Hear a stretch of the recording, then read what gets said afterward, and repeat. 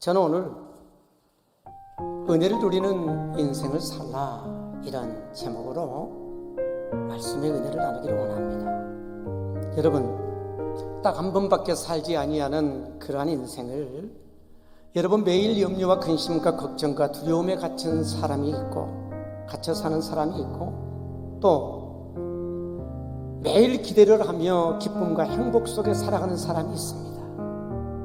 여러분, 무엇의 차이일까요? 여러분, 내 능력, 내 노력, 그리고 내 힘으로 사는 사람은 항상 불안하고 두렵고 근심하며 살게 됩니다. 그러나 여러분, 내 힘과 내 능력이 아닌 하나님의 은혜를 기대하며 사는 사람은 하루하루가 즐겁고 기쁘고 행복 넘치는 삶을 살게 되는 것입니다. 바울은 매일 쏟아지는 하나님의 은혜 속에 살았습니다. 바울은 가는 데마다 그 은혜로 인하여 기적과 치유가 일어났습니다. 바울에게는 매일 말씀이 쏟아 부어짐으로 인해서 그는 성경 13권을 기록하게 됩니다.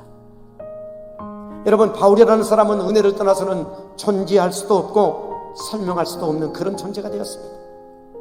그래서 그는 여러분 갈라디아서를 기록할 때에 처음에도 은혜요 마지막도 은혜로 마쳤던 것입니다.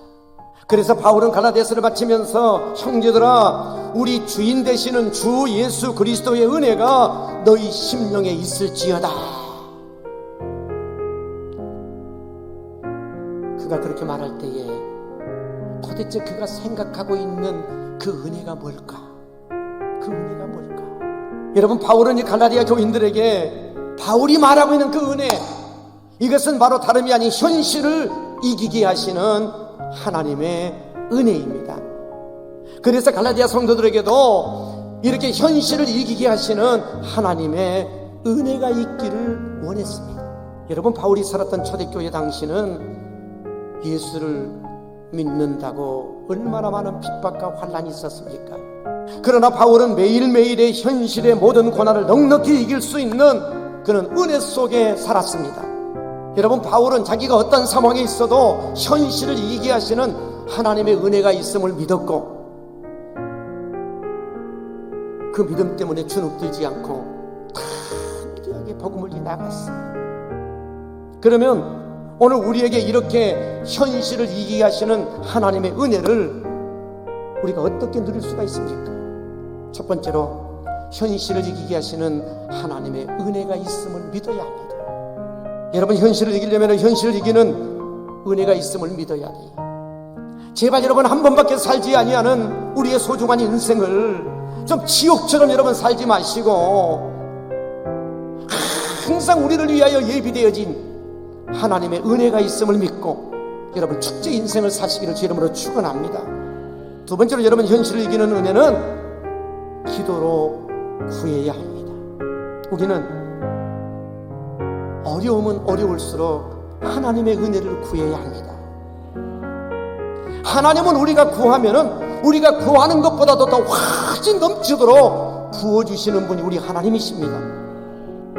여러분, 우리는 매 순간순간 하나님의 은혜가 필요합니다.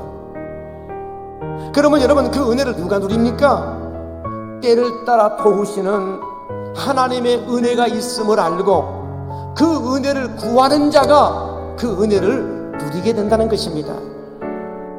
여러분, 우리 인생에 어려움이 나타나면은 제발 여러분 불평과 낙심과 절망하지 마시고 오히려 찬송하고 바울처럼 기도하시기 바랍니다. 그러면 하나님께서 측량할 수 없는 은혜를 우리에게 베풀어 주십니다. 사랑하는 성도 여러분, 우리에게는 때를 따라 도우시는 하나님의 은혜가 있습니다. 현실을 이기게 하시는 하나님의 은혜가 항상 준비되어 있습니다. 하나님은 우리의 입술을 열어서 그 은혜를 구하기를 간절한 마음으로 기다리고 있습니다.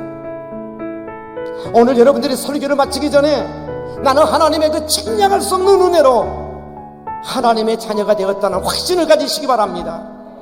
우리가 하나님의 자녀라면 하나님의 자녀를 위하여 하나님은 때를 따라 도우시는 그런 은혜를 항상 준비하고 계시는 것입니다. 하나님은 여러분에게 현실을 이기는 은혜를 베풀기를 원하십니다. 여러분, 우리 인생의 시작도 은혜이고 인생의 마침도 은혜입니다. 그러므로 여러분, 매일 매 순간순간마다 은혜 있음을 믿고 그 은혜를 구하고 그 은혜를 누리는 자로 살게 되기를 제 이름으로 축원합니다. 기도합시다.